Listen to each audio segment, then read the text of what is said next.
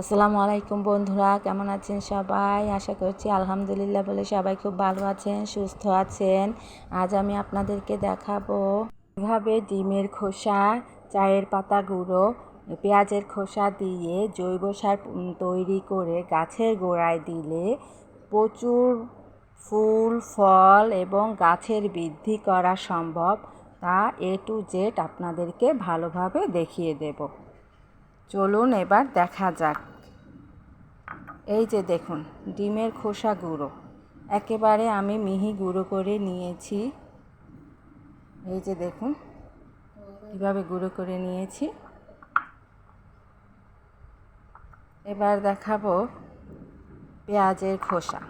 এই যে পেঁয়াজের খোসা আমরা সবাই রান্না করার পরে ফেলে দিই, কিন্তু পেঁয়াজের খোসা আজ থেকে কেউ ফেলবেন না। এই পেঁয়াজের খোসা আমি জমিয়ে রেখেছি। এবার দেখুন, এই যে চায়ের পাতা গুঁড়ো, আমরা চা খাওয়ার পরে চায়ের পাতা ফেলে দিই, কিন্তু আমি এই চা পাতা ফেলে না দিয়ে ভালোভাবে রোদে শুকিয়ে নিয়েছি। দেখুন কত ঝরঝরা হয়েছে। এবার একটি পাত্র নেব। এই পাত্রের মধ্যে এবার আমি চায়ের পাতা গুঁড়োগুলো দিয়ে দিলাম। এবার আমি এই চায়ের পাতা গুঁড়োর মধ্যে পানি দিয়ে দেব। পানি দেওয়ার পরে ভালোভাবে চায়ের পাতা গুঁড়ো পানির সাথে মিশিয়ে দেব, যেন পানির সাথে চায়ের পাতা গুঁড়ো ভালোভাবে মিশে যায়। এবার আমি এই চায়ের পাতা গুঁড়ো ভেজানো পানি 24 ঘন্টার জন্য রেখে দেব।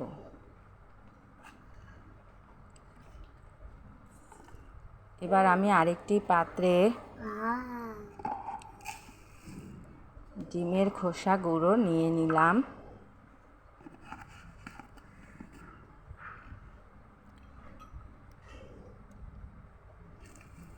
এবার এই ডিমের খোসা গুঁড়োর মধ্যে আমি পানি দিয়ে দেব এবং পানির সাথে এই ডিমের খোসা গুঁড়ো খুব ভালোভাবে মিশিয়ে দেব।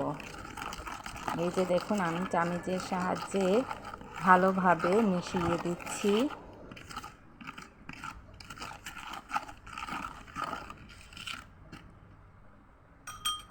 এবার এটিকেও আমি 24 ঘন্টার জন্য রেখে দেব।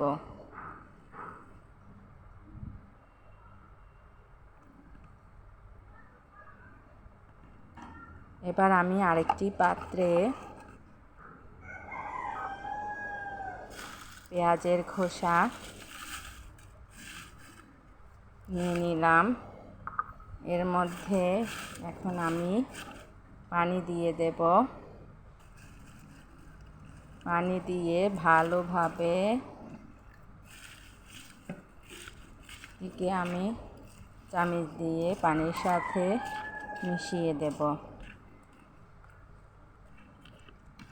মিশিয়ে দেওয়া হয়ে গেলে এটিকেও আমি 24 ঘন্টার জন্য এইভাবে ভিজিয়ে রাখব।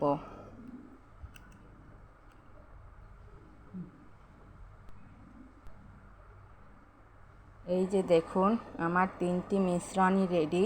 24 ঘন্টা পর আমি ফিরে এলাম। পেঁয়াজের খোসা দেখুন ভিজে কত সুন্দর হয়েছে, নরম একেবারে। এই যে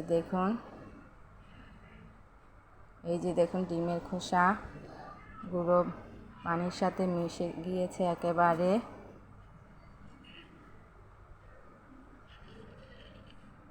এই যে দেখুন, চায়ের পাতা গুঁড়ো পানির সাথে 24 ঘন্টা ভিজিয়ে রেখেছিলাম।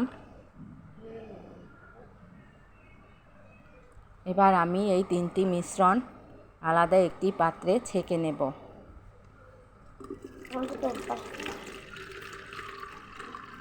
এবার আমি এই ডিমের খোসা গুঁড়ো ভেজানো পানি জগের মধ্যে ঢেলে নিলাম।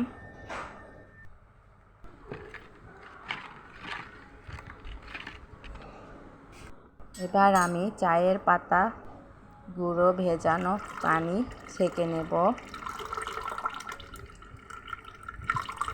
এই যে দেখুন, ছেঁকে নিচ্ছি। এবার আমি পেঁয়াজের খোসা ভেজানো পানিটাও ছেঁকে নেব। এই যে দেখুন ছেঁকে নিচ্ছি।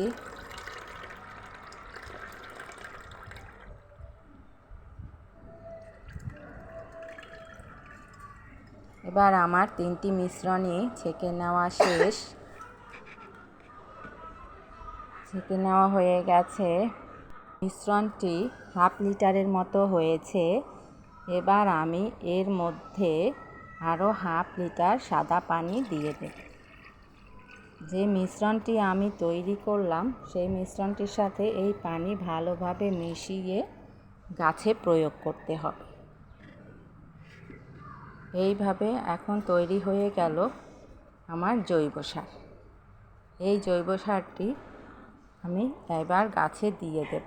দেখুন এই যে আমি গাছের গোড়ায় দিয়ে দিচ্ছি। এই জৈব সারটি গাছের গোড়ায় প্রয়োগ করার মাধ্যমে আপনার গাছ দ্বিগুণ বৃদ্ধি পাবে, গাছে প্রচুর ফলন হবে, ফুল ঝরে যাবে না এবং গাছ পোকামাকড়ের হাত থেকেও বেঁচে যাবে। দেখুন গাছটি কত সজীব সতেজ।